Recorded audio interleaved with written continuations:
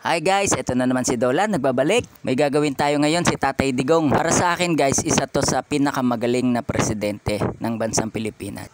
Meron na akong in-sketch dito, pero ipapakita ko sa inyo kung paano siya gawin. Gagamit lang ako dito ng pintura tapos airbrush at lalagyan natin ng detalye para mabuhay. Nakakalungkot lang guys dahil isang Pilipino ang pinadala sa ibang bansa para litisin. Wag na lang natin sanang ituring siyang presidente, pero ituring natin siyang bilang isang Pilipino. Pero hindi nangyari na dito siya litisin sa ating bansa. Sa aking opinyon at sa aking palagay, dapat ibalik dito si Pangulong Duterte. At isa ko sa nakikipaglaban dyan na maibalik ang isang Pilipino dito sa bansang sinilangan. Yan ang nakakalungkot sa bansa natin. Kung sino pa yung maraming nagagawa, siya pa yung tinitira at halos gustong palayasin dito sa bansang Pilipinas. Nakakalungkot man pero wala tayong magagawa. Ganyan talaga ang politika.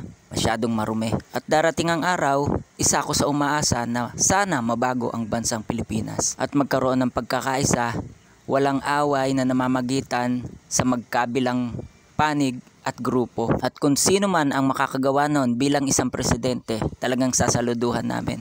At isa ako sa tatayo at maninindigan na ang Pilipino ay nagkakaisa na ang tanging hangad ay kapayapaan at maunlad na bansa. Ako ay Pilipino, dugong maharlika sa isip, sa salita at sa gawa. Mabuhay ang mga Pilipino, mabuhay ang ating bansa.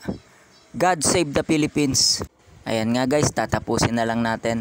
Konting kembot na lang, makakauwi na si Tatay Digong. Ayan nga, patapos na at medyo okay na. Duterte pa rin, solid. Isa sa mga legacy ni Pangulong Duterte ay yung napalinis niya yung Baseco compound. Kung makikita nyo yung dagat na dating puno ng basura, yung imposible nagawa niyang posible, napalinis at naubos ang basura. Doon pa lang panalo na tayo guys. Maraming salamat sa mga nanood guys. Pakisuportahan nyo naman ang Dolan Sanisal channel. Paki-like, subscribe at paki-comment na rin. Salamat guys. Muli, mabuhay ang Pilipinas. Mabuhay ang mga Pilipino. God save the Philippines.